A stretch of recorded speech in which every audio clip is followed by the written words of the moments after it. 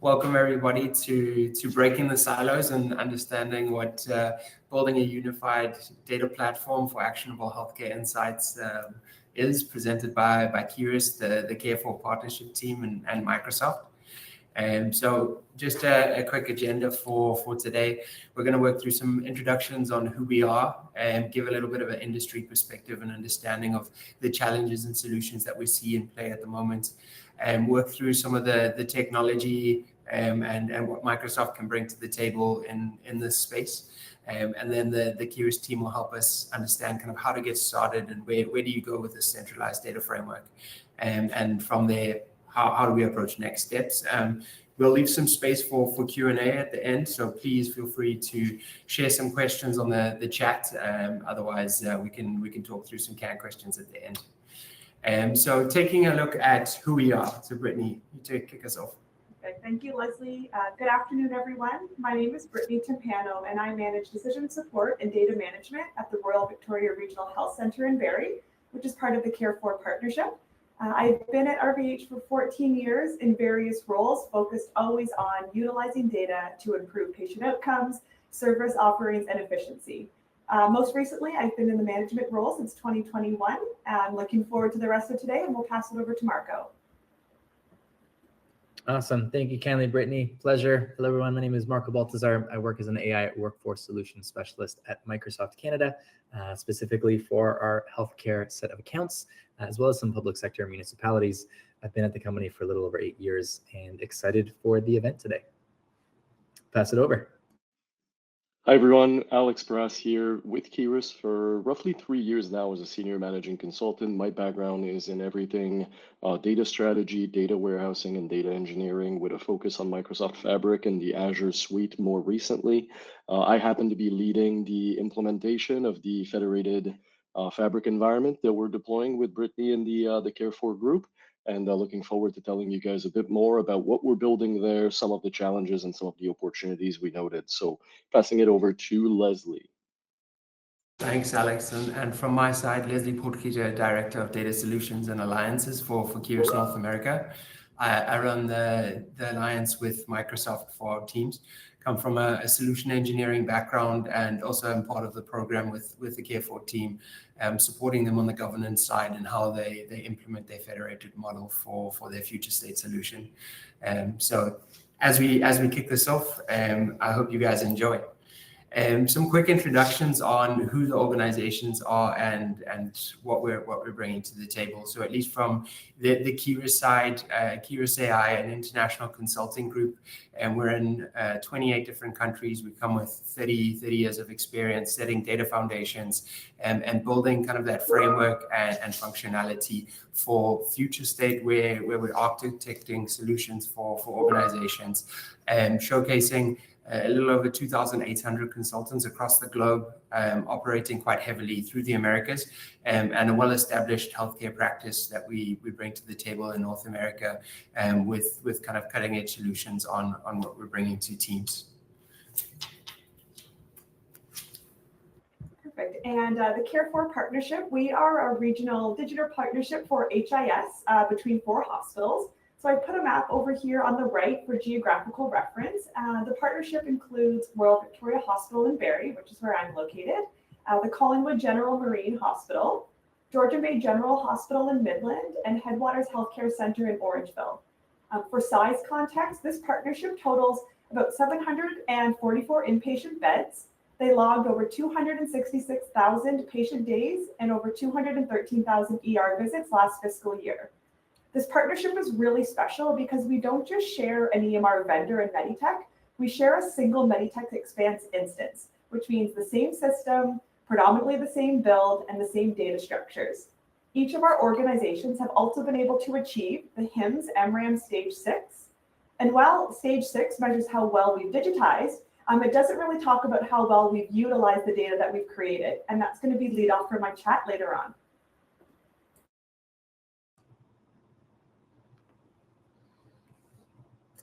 And then this is a quick view of Microsoft on a page in classic Microsoft fashion. I know there is a lot there. I think the best way to put it is our mission is to empower every person in every organization on the planet to achieve more. And this is some of the facts and figures behind that in the millions and the billions, as I have the pleasure of doing with 5,300 other peers of mine here in Canada. So I'll pass it over.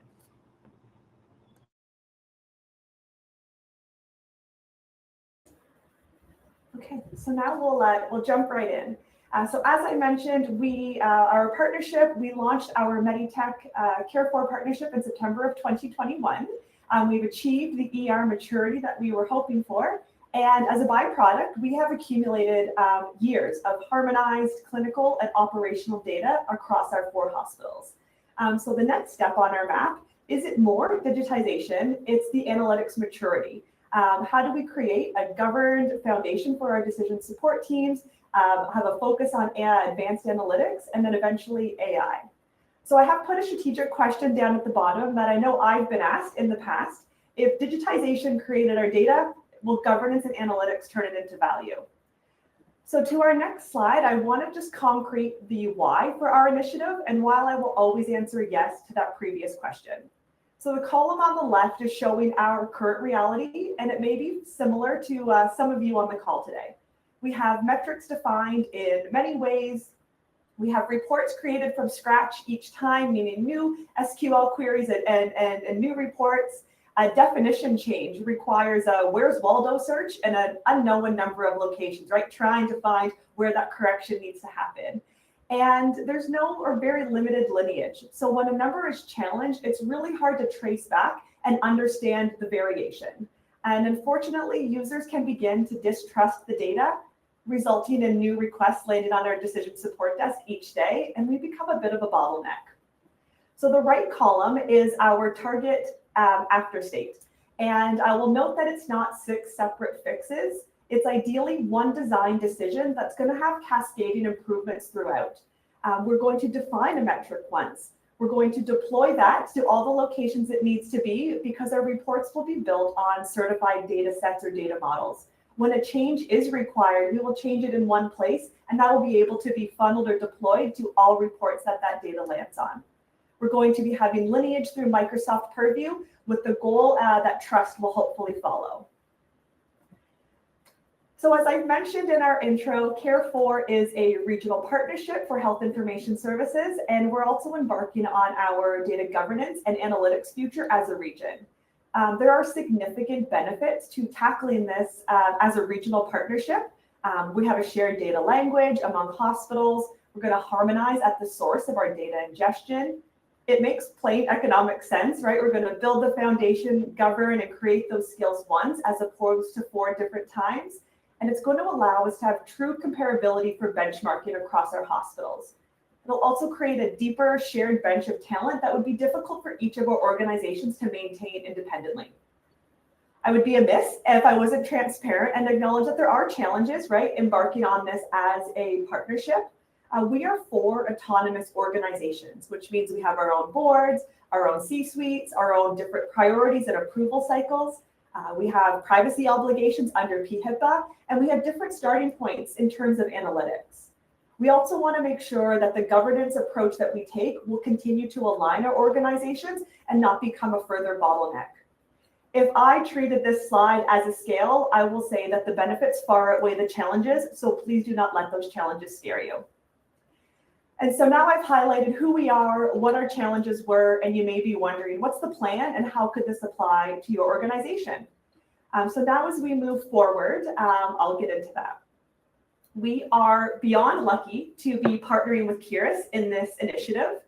They heard our challenges and probably a few more.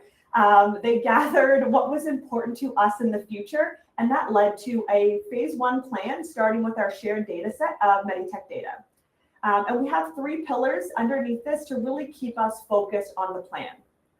The first is our foundational data governance and how we will be utilizing Microsoft Purview as that governance layer.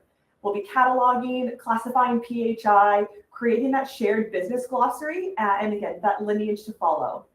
Second, we have decided on a federated operating model, and now we're working through the rollout of that.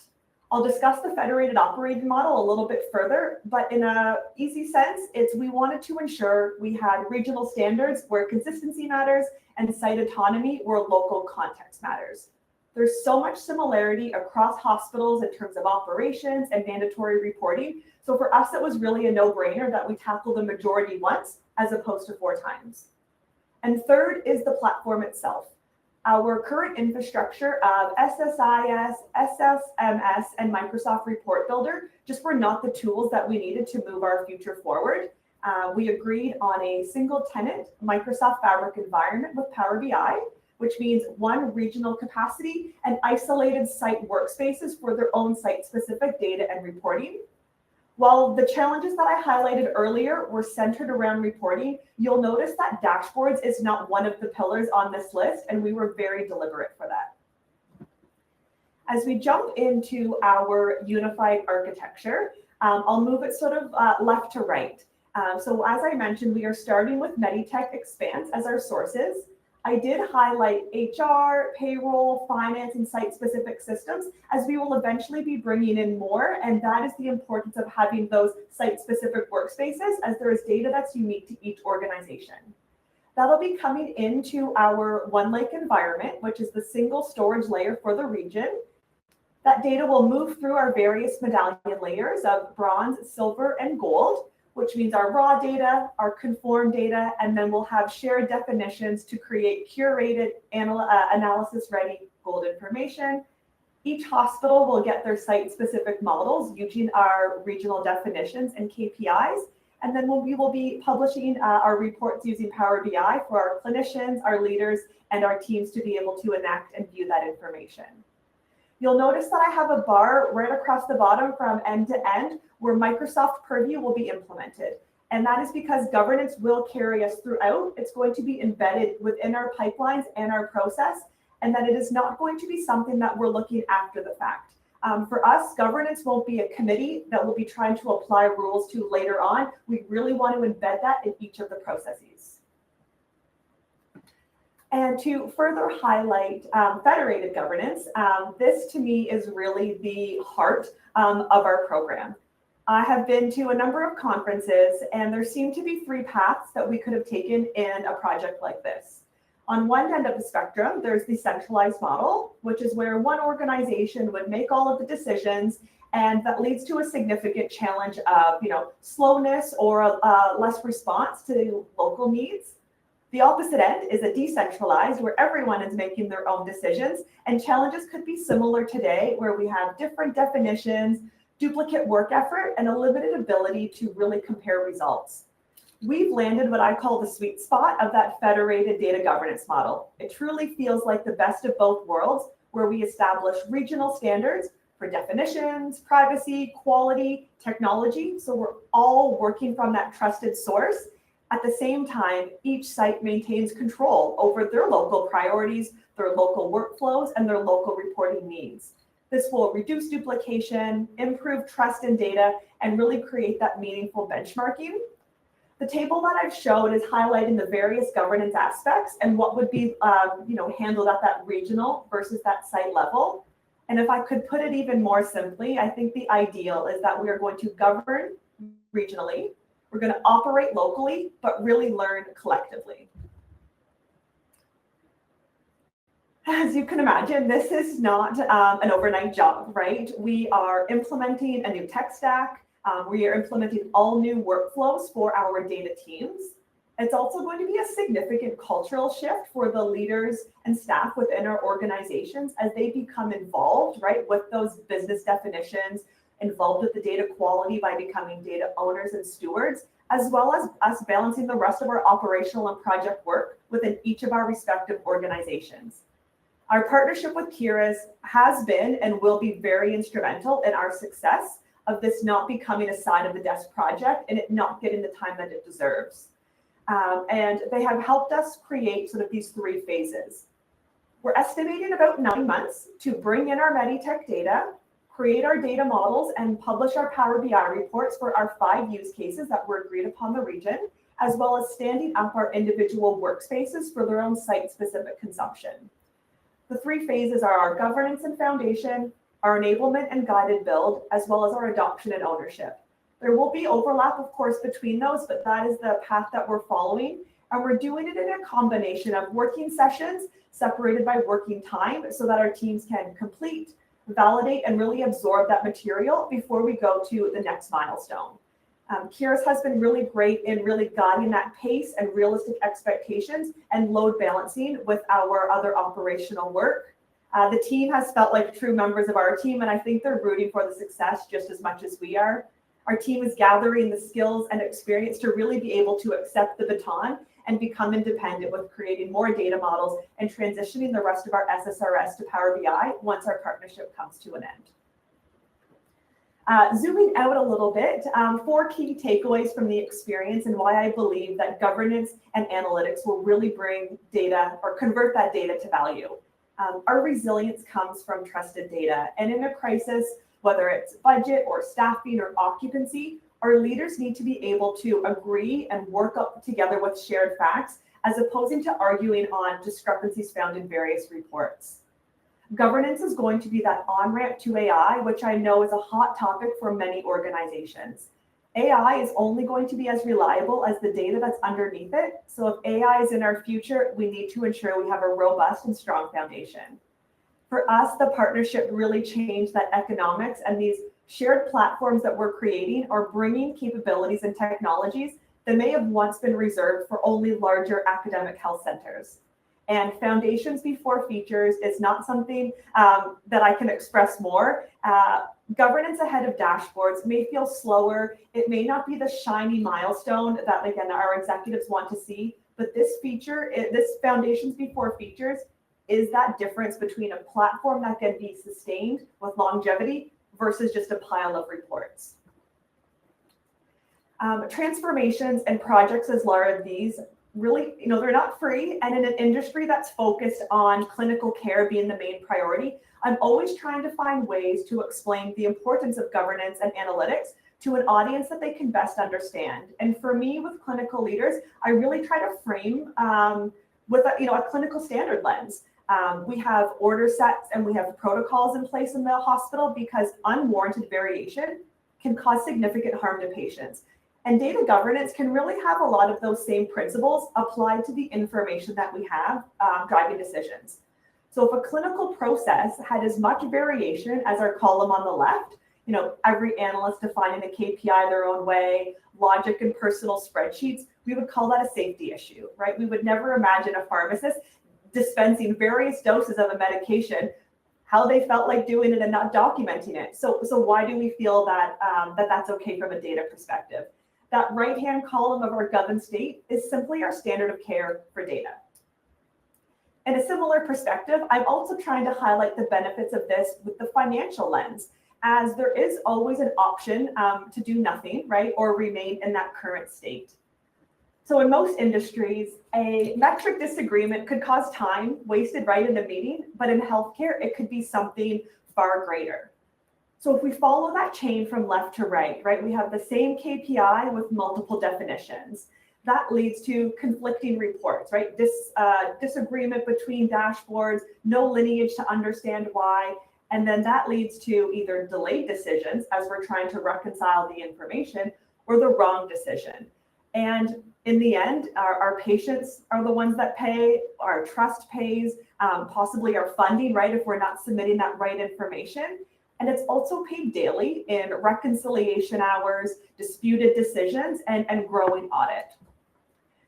I've put a few more concrete examples of that cost of a bad number, to really drive it home. From a patient safety perspective, right, the wrong data can result in a wrong QI project, which deploys the wrong resources, and we weren't able to achieve the goal, right, and maybe preventing some readmissions among our patients. From the operational side, right, we have an inconsistent OR utilization that leads to scheduling changes and perhaps then an underused OR. Our surgeon time is wasted, our valuable resources of our OR is not used to capacity, and our patients pay by those wait lists growing. It's also important to note the downstream effects. It never goes from data seen to decision made. Those downstreams could take months of work, people, right, involved in those decisions, and in the end, we weren't able to achieve what we wanted. So as I close off, a few key takeaways to elaborate. A shared EMR was a fabulous head start for our partnership, but it's not our endpoint. And now we're really taking it to that next phase with a really robust and analytic strategy. Again, for us personally, the federated as opposed to centralized was, again, that really nice sweet spot so we can take the best value across the region and also make sure we're autonomous. Govern, then build. And it reminds me of that, measure twice, cut once, analogy. And finally, invest in your people and your pace. This is a massive undertaking, but the benefits will really pay dividends if we govern properly and can utilize those shared data sets. Thank you for my time and listening to our experience with the CARE4 partnership. Thank you very much, Brittany. We're going to hand over to Marco for our technology spotlight on Microsoft side. Amazing. Thank you kindly. Appreciate the insights there, Brittany, and can't help but resonate with the measure twice, cut once. My mother is a sample maker by trade, so that is the name of the game and how I was raised. But jumping in, I wanted to start with a little bit of level setting and just sort of setting the stage. Microsoft actually conducts an annual work trend index survey every single year. This year we had 20,000 AI users responding across 10 different countries. If you want a link to the full report, that QR code on the top right will take you there. And if you wanted a view of just the Canadian slice of the data, I've got that other QR code there for you. But these were a couple of the different takeaways, again, just to set the table. If you actually think back, it's a little over 3.5 years that ChatGPT burst onto the stage in November of 2022.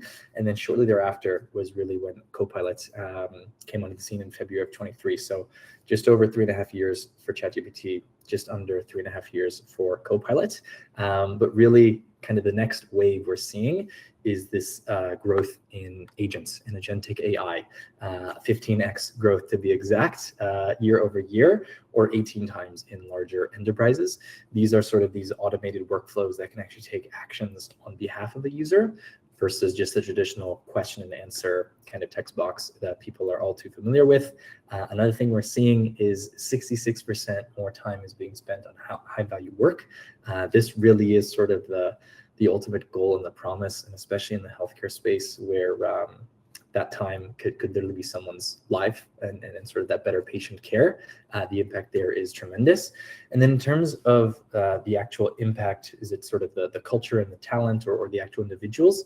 We're actually seeing that there's 2 times more impact on the actual organization and how they set up the organization, the culture, to have it be not one where AI is being bolted on, but it's actually being built in, and there's sort of a transformation of how work is being done and not being sort of an afterthought. And what you ultimately get by doing this is 58% of people are reporting they're doing things that they just simply couldn't do before. And hopefully I'll have a little bit of an example that will inspire some of you to do something that you couldn't do before, or at the very least, not as fast and efficiently. So going over to the next slide, hopefully you can kind of think of yourself and your organization and kind of where you sit on this quadrant, if you will. Essentially, the 4 blocks are on the top right is kind of the ideal frontier section, if you will, where both the users and the organization feel like they're ready and willing to use AI. The complete opposite, sort of stalled on the bottom left. Neither the individuals or the organization feel like they're there.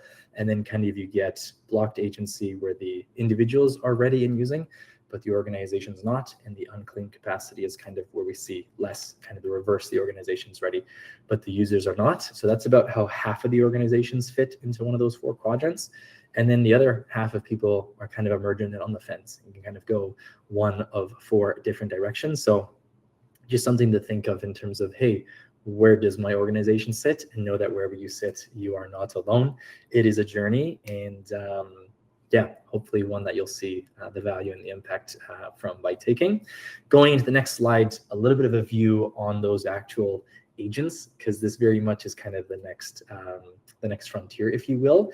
This is a little bit of a view of different agent usage and the intensity in different sectors, basically, because they are very much being used in a number of different agents. But as you can imagine, the quantity of which is varied. And I put a nice little square around where our healthcare sits right there in the middle. And again, this is here and now. Today, again, the study was in May of earlier this year. There's definitely reason to believe that that usage will only go up. And if we go into the next slide, this is definitely going to be one of the many reasons why. The NHS, very much highly regarded as a global leader in healthcare, they sort of planted a flag just last month with Copilot as their AI productivity tool of choice. Essentially, Copilot is our AI for work. The analogy they always like to give people is, if Copilot is kind of the racetrack, the different models and the LLMs, sort of the talk of the town every other day of the week, those are the different cars. It's kind of like you pick whatever car you want. You know that you have the intelligence of your work data, and you also have sort of the trust of all of the Microsoft security compliance guardrails, purview, as Brittany highlighted so well. So I think this really is a bit of a watershed moment, if you will, in the healthcare space and AI, seeing that over 500,000 clinicians and support staff alike in the NHS now are equipped with this Copilot license. So the next slide is my last one. Hopefully that example to take it home, get inspired. This is something we share with all of our healthcare organizations. And I think the most powerful thing is there was actually a hospital out of Ottawa who 7 minutes after receiving these instructions, their CIO there, he literally replied to me, agent built ... and it works, ! So I would invite all of you to try doing the same. What is this? Nurse Nancy, as it was appropriately named by one of my peers out west, is basically a knowledge retrieval agent that is grounded on all the different SOPs or standard operating procedures at a hospital. And kind of painting a picture, imagine a frontline nurse, it's 0200 hours, sort of there's an emergency, what is the SOP and how to kind of find it and go about it. This is kind of addressing that. And the beautiful thing is I have here a snip of the view inside of the Copilot experience. You can actually make this agent another person in Teams. So just like they would interact with a peer or a colleague on Teams, you can actually make this Nurse Nancy just another person on Teams and have the exact same experience. But essentially, there are 3 bullets of instructions. You can take a screenshot of this, copy paste it yourself. The most important piece is where your data and your SOPs are. Now, this hospital who built it in 7 minutes in Ottawa had all of their SOPs, all 640 to be exact, living on a SharePoint folder. And they simply pointed the knowledge source to those SOPs, and they were able to get it up and running. So here in this example, ironically, we pulled some SOPs that the NHS makes public on the web. And this is an example of asking about cardiac devices in radiotherapy. And it kind of broke it down into different steps. At all times, referencing to the master sort of SOP, a 17-page document, by the way. But if you can see sort of the thin little scroll wheel on the side, this was able to kind of condense it into a much more digestible version, and B, just give that user on the front line access to the SOP that much more quickly. And then taking this even further, that same hospital was playing around with our co-work agent, which is essentially being able to do multiple steps and very complex, rich outputs. They actually are going through an EMR change at the hospital, and this got the CIO thinking, hey, there's going to be a lot of SOPs that reference our outgoing EMR and need updating for our new EMR. What did they do? They ran a co-work prompt inside of that agent, and it took quite a long time, and 30,000 Copilot Studio credits to be exact, which is about $300. But on the other side of it, they were able to do an impact assessment, essentially, of all of their 640 SOPs, and essentially quickly point out and highlight which SOPs need to be updated, given the EMR change. And this was the CIO's words. That would have been about a year's worth of work and salary, but now they just kind of got to clarity on what exactly needs to be updated. And now those teams are going about it as we speak. So as a quick little highlight on the technology, again, hopefully you're taking a screenshot of this. I would love nothing more than to hear of other organizations and hospitals that are building their own Nurse Nancy's. There's so many other examples. I know one hospital was asking about an HR use case and sort of grounding on the QP collective bargaining agreement that they have for their staff. instead of it being grounded on multiple documents like this SOP agent is. That was just grounded on one large 86-page document from QP, and very similar set of instructions and a very powerful sort of output on the other side. So these are kind of low lift, high impact agents that hopefully you can turn around and build right now or later today. So with that, I'll pass it back over to the team. Thank you very much, Marco. And we're going to hand it over to Alex to take us through how we actually get started. Thanks, Marco. Thanks, Leslie. And thanks to everyone asking questions in chat as well. Very good discussions going on in there. I'll try to color outside the lines of my slide contents a bit to touch on the points that have been brought up.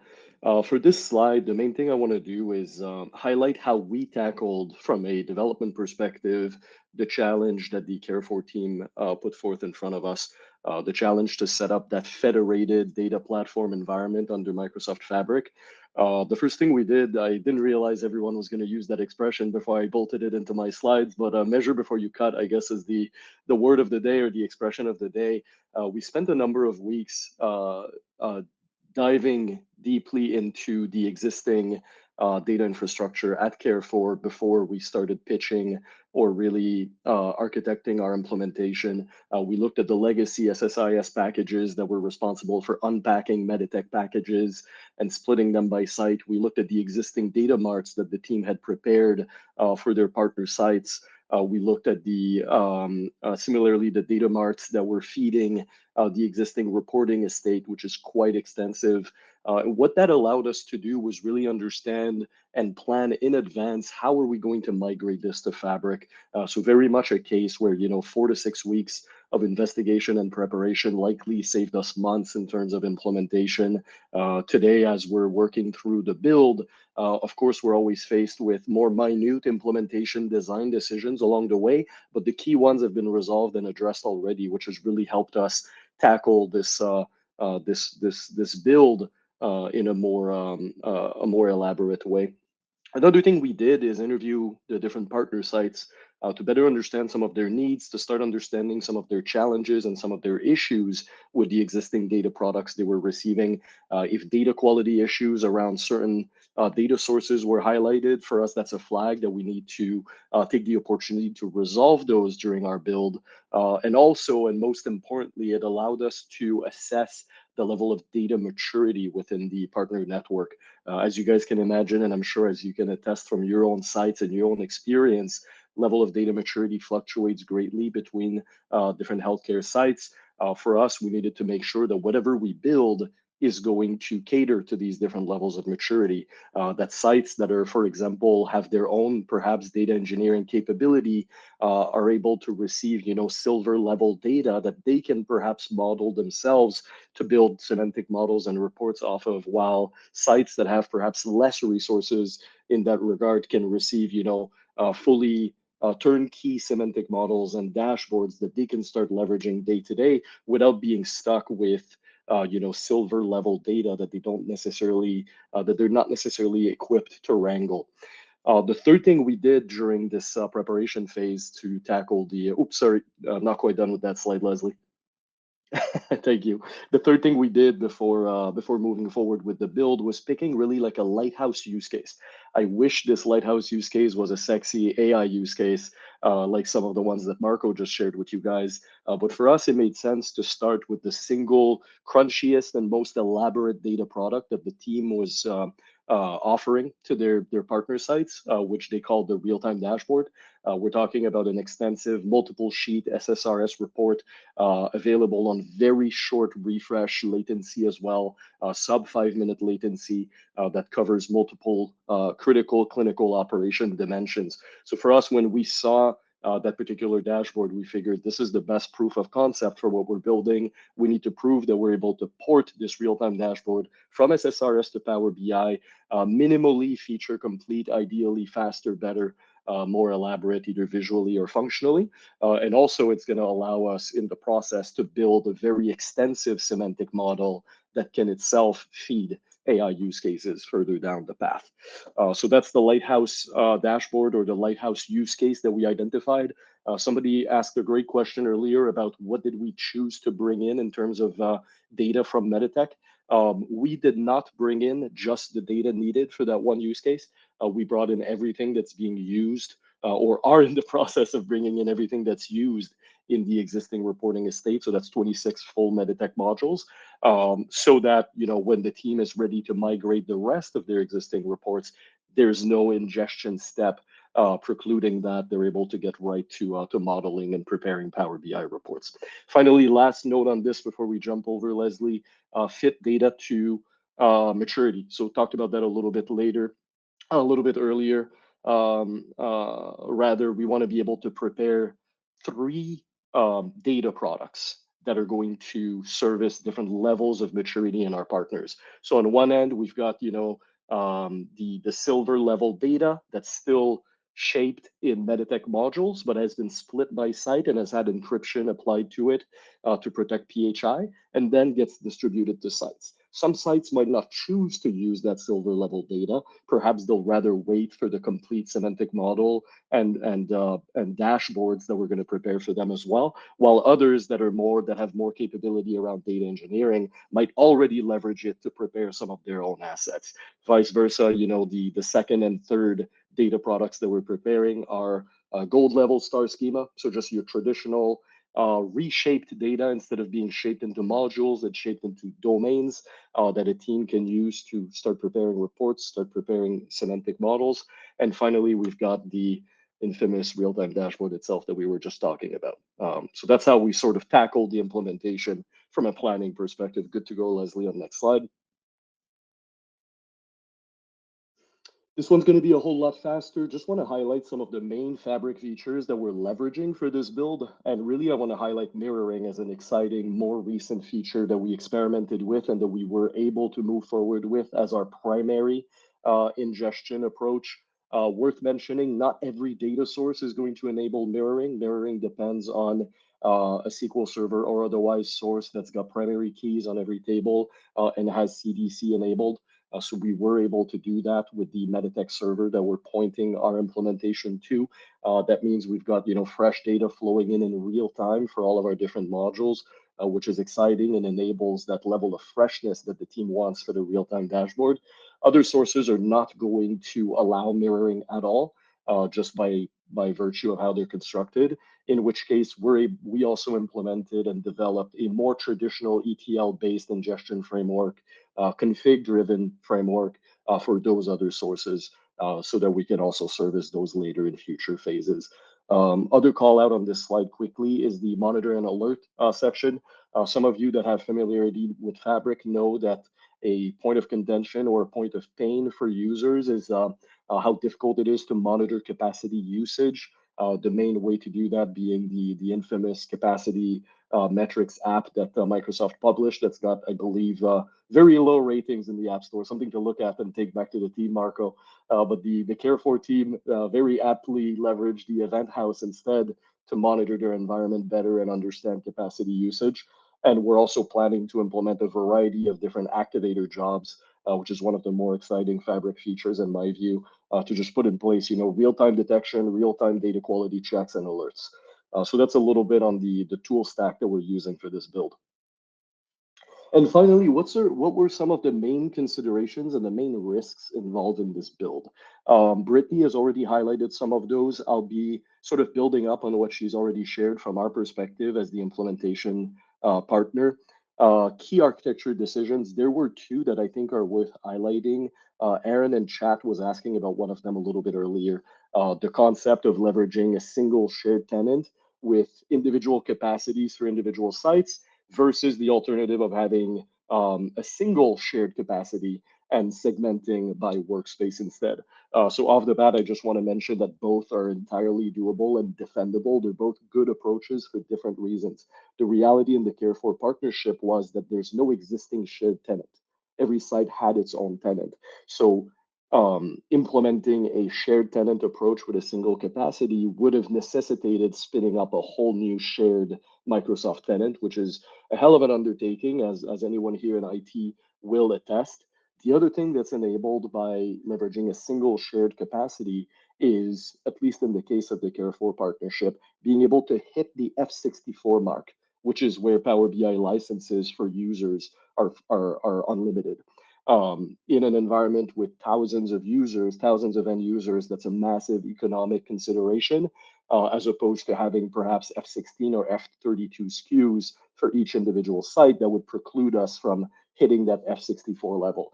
If we had been confronted with a shared environment or a partner-driven federated environment where every site justifies an individual F64, the analysis would have been certainly very different.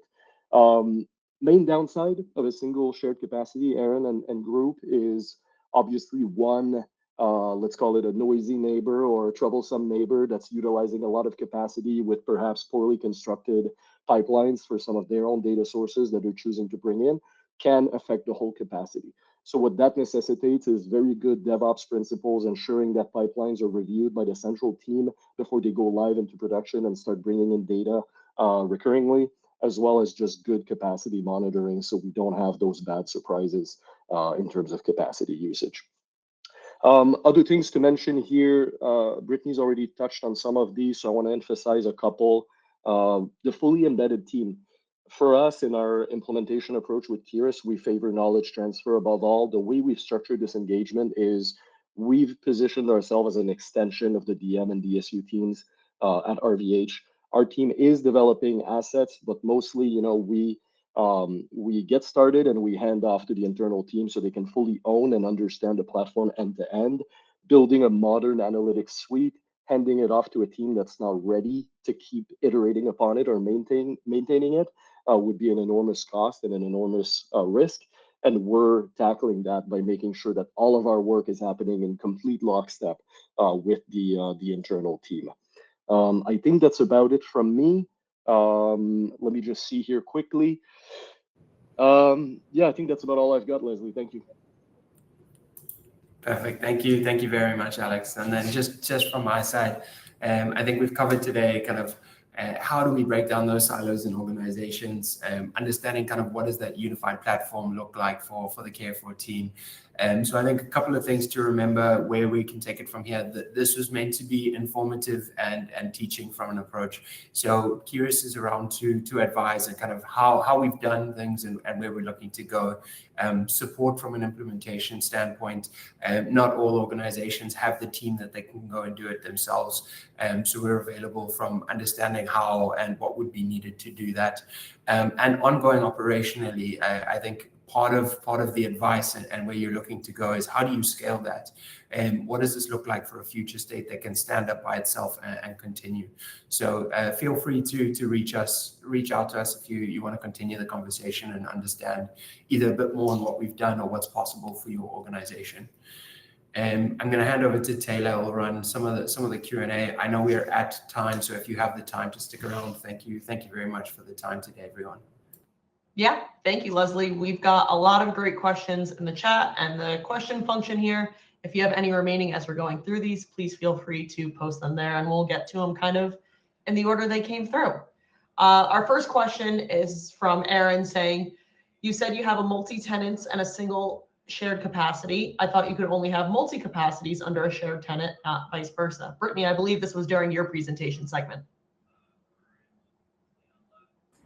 Yes, and I actually think, if you're okay, I'm going to pass it to Alex as the technical expert there. I think you started to elaborate on it a bit further. Alex, would you mind? Yeah, definitely. I've answered Aaron in chat, but I'm curious to know if she's satisfied with the question or has any follow-ups on it.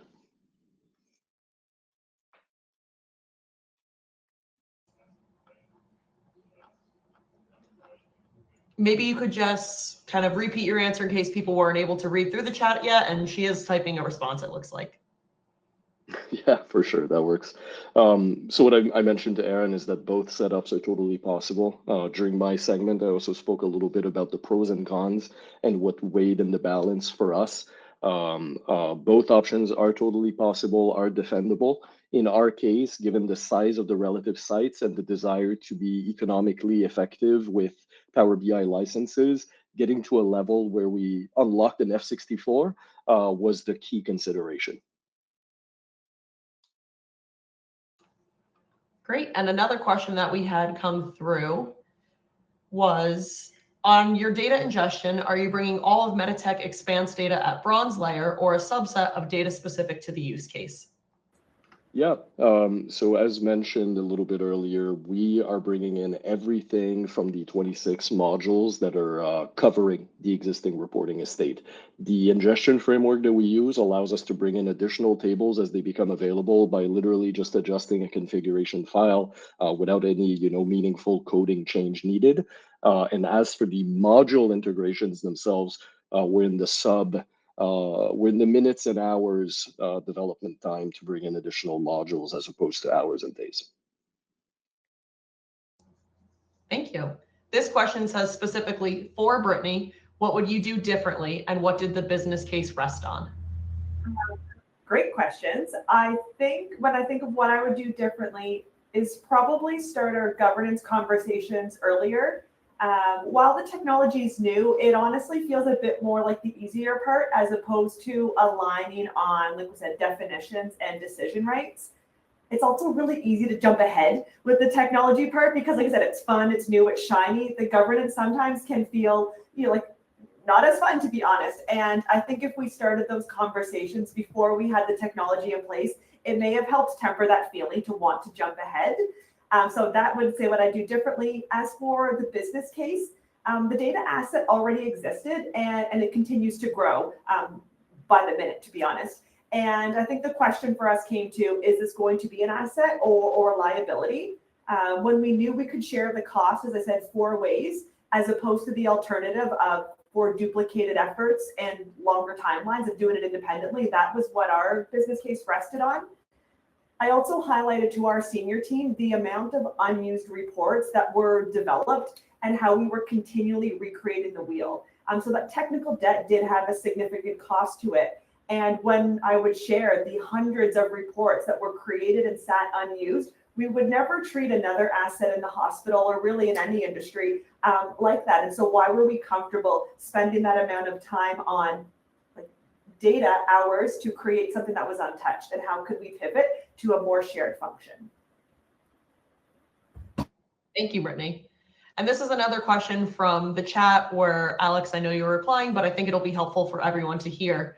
Would it be possible for a user from another CARE4 site to access RVH site-specific data, or vice versa, as you have mentioned, have access to their own site-specific Fabric workspaces? Yeah, it's a great question, and the answer is a little bit more nuanced than what I shared in chat. The architecture is designed to prevent partner sites from accessing other sites' data or specifically RVH data. However, given that the RVH DM team is really the engineering team for the central partnership, by virtue of owning the platform and developing the platform, they have access to every site's data at the source. But from a consumption perspective, when we're looking, at analysts developing reports, developing dashboards, or consuming data, everything is split by site in the silver layer before it leaves the trunk of the architecture. Great. And this question is for Marco. How would someone get started with their co-pilot journey at their organization? A great question, and I feel like the analogy that I always like to give, hopefully there's some foodies out there. The free Copilot chat license is included in the Microsoft 365 subscription. So I kind of like to say that's like the free appetizer. It's like a bruschetta on the table. It's 100% grounded in the web, and you know that from a data governance compliance perspective, it has enterprise data protection. And so I say the free appetizer because it kind of gives you time to work on the paella that you ordered, which warns you on the menu saying beware, like 45 minutes to get to the table. That's kind of doing the work around purview and setting up all the different guardrails. Because as I like to say, Copilot will never elevate a user's access, but it will take it to the nth degree. So maybe in the past, sort of security by obscurity, it was a little bit more passable. If you had this SharePoint site that maybe wasn't labeled appropriately, but oh no, it's only for executive leaders. If sort of the prompt in question, it feels like that resource is sort of fair game, it may just go there. So again, that's kind of the analogy that I give there. And it's also The free Copilot chat's also the answer to kind of the world of shadow AI. If you sort of don't have a tool tops down as an organization, your users will get creative and sort of bring their own tools, if you will, and especially in the healthcare space with PHI aplenty, that's kind of the answer, if you will. So starting with the free Copilot chat, because it's included, grounded on the web, and hopefully buys you time to do the data governance work and the purview work to set up a more full-blown deployment. But yeah, I love the international menu. I'm glad that resonated. Thanks, Marco. It looks like we have 2 questions left. The next one is, how do you balance segmenting the data by facility with the desire for comparability and benchmarking? I just wanted to say how much I loved that question, and it is something I feel like I wrangle daily, right? We came together as a shared partnership and we have all this data, but like you said, how do we also keep it independent? And so I mentioned that first step is we really do need to have that common ground on what we're defining and comparing, because bringing 4 different pieces of the pie to the table when it's different, we can't benchmark it. So that's really going to be that first step. I highlighted as well, making sure our data sharing agreements are, maybe reviewed again, and what should we be bringing to that table? Of course, ensuring that it's aggregate information. We've also been spending, all of our access is role-based access. And like Alex said earlier, we want to make sure the right people are looking at that right information and what would those tools be. So that will be something, like I said, we do carry through. Perhaps it lands in like a regional workspace. And like I said, those appropriate people are able to access it. But first, we got to make sure that we are all 100% comfortable and confident in what we're measuring and how we want to compare one another. But I think there's just so much learning opportunity when the same role can come to the same table with the same information and learn from one another. Thank you, Brittany. And for our last question, this looks like it's for either Leslie or Alex. How big a team does it actually take to stand something like this up? And do we need to hire a data science group before we can even start? Yeah, so in terms of scale, we've been able to drive this program forward, leaning heavily on the existing DM and DSU teams at CARE4. Excuse me. While from our side, we're contributing a couple of data engineers to really own the architecture, design, and rollout, as well as some of the governance rollout. More than likely, to enable this kind of build, the team that you need is smaller than you might think. It's more about just having the right folk with the right experience and a clear-minded vision for what the architecture looks like, especially as it relates to some of those key questions that we discussed earlier. Are we going towards a shared tenant with capacity segmentation, or rather with a single shared capacity with workspace segmentation? Other architecture questions like, should we point our ingestion directly at the source or towards perhaps some existing site-specific data marts that have already been built as part of a legacy reporting suite? That was a question that we faced as well. So targeting and solving these questions early means a clean architecture and a clear rollout with just a small limited team of data engineers. Thank you, Alex. And that is all of our questions. So Leslie, I will pass it back to you for the conclusion. Yeah, thank you. And I just want to add one piece for that final question that Alex had there. I think from a Keyrus side, we try to remain flexible with our customers, because obviously it differs site to site with what's available and how to get there. So part of the advisory role is understanding what people have available in terms of their organizations and how do we help them get to where they need to be. So just jumping on board with that. So I think for today, I hope that was informative for everyone. Thank you very much for the time. We always appreciate time as a big factor in this industry. So thank you very much. Feel free to reach out if you have any questions, and thank you for joining us today.